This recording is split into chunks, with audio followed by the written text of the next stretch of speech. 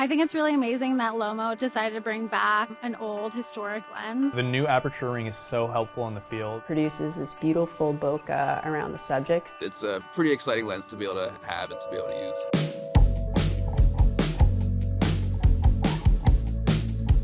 Hi, my name is Julia Kroshlov, and I'm a photographer based in Brooklyn, New York.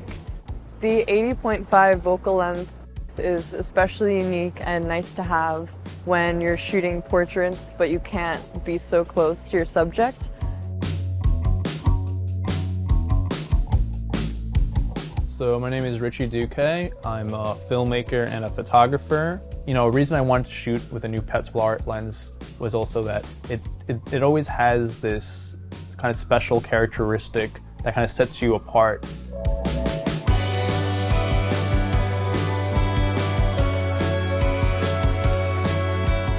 My name is Jeffrey Berliner. I'm the Executive Director of the Penumbra Foundation in New York City. The thing about the Petzval lens is that it's many lenses in one. So the Petzval has a curved field. It's called the Petzval effect. Now, back in the 19th century, they would use a lens that would cover much more than the lens was used for because the curved field created this sweet spot in the lens that was sharp. We discovered that we liked the area outside of that sharp spot. That's where all the swirly bokeh and the interesting things happen.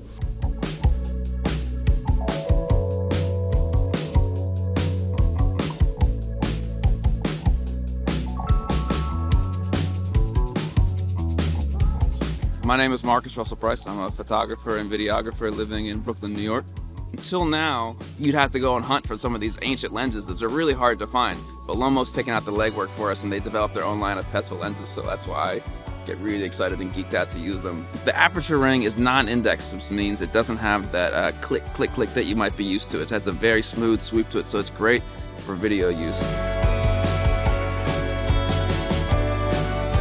Bokeh control was designed to have a dial-in or a different amount of bokeh that can be used or changed according to how much you turned the dial on the lens from the least amount of bokeh of 1 to the most amount of bokeh of 7.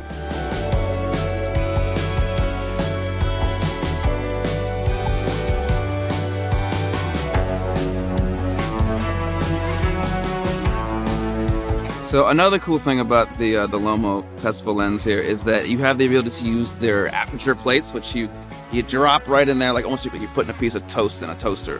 And that affects sort of like your bokeh shape. They have lots of different shapes like hearts and stars and like more abstract things. But it's cool because it kind of adds an unpredictability to what you're shooting because, I mean, who else does that? I've never seen that before.